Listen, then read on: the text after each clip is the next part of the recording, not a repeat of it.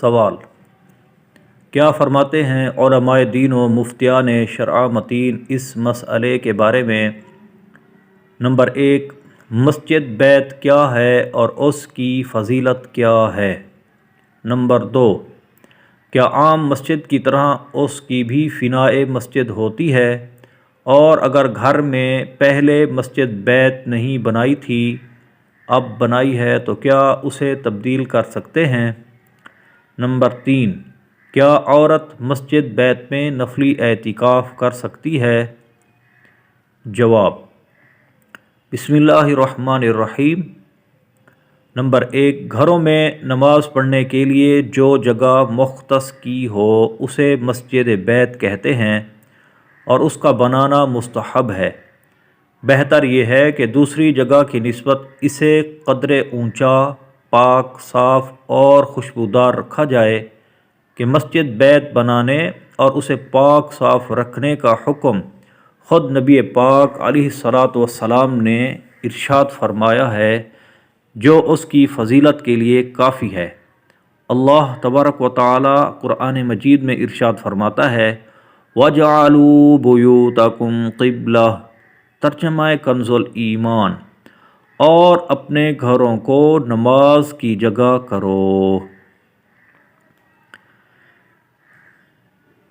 رہنے سہنے کے گھروں میں گھریلو مسجد بنانا، جسے مسجد بیت کہا جاتا ہے، یہ ایک قدیم طریقہ ہے۔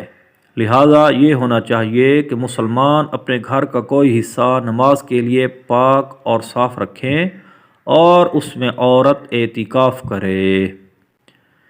گھروں میں مسجد بنانے سے متعلق سیدہ عائشہ صدیقہ رضی اللہ تعالی عنہا سے مروی ہے کہ نبی پاک صلی اللہ تعالی علیہ وآلہ وسلم نے گھروں میں مسجدیں یعنی مساجد البیوت بنانے، انہیں پاک، صاف اور خوشبودار رکھنے کا حکم ارشاد فرمایا ہے۔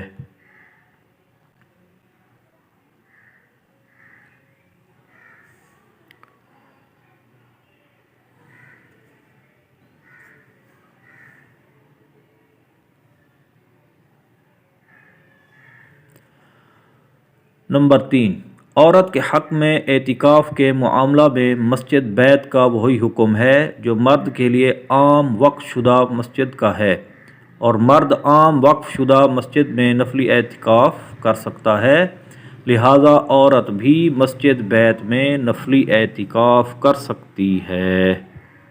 نوٹ: مسجد بیت میں صرف عورتیں ہی اعتکاف کر سکتی ہیں، مردوں کا اعتکاف مسجد بیت میں نہیں ہوگا۔ اسی طرح یہ جو مسجد بیت کی بات ہے، اس میں مرد نوافل ادا کریں، عورت فرض، واجبات، اعتکاف سب کچھ کر سکتی ہے۔ مرد نوافل گھر میں ادا کریں، سنتیں گھر میں ادا کریں، فرض اس کو مسجد میں پڑھنا لازمی ہے۔ فتاوی رمضان کے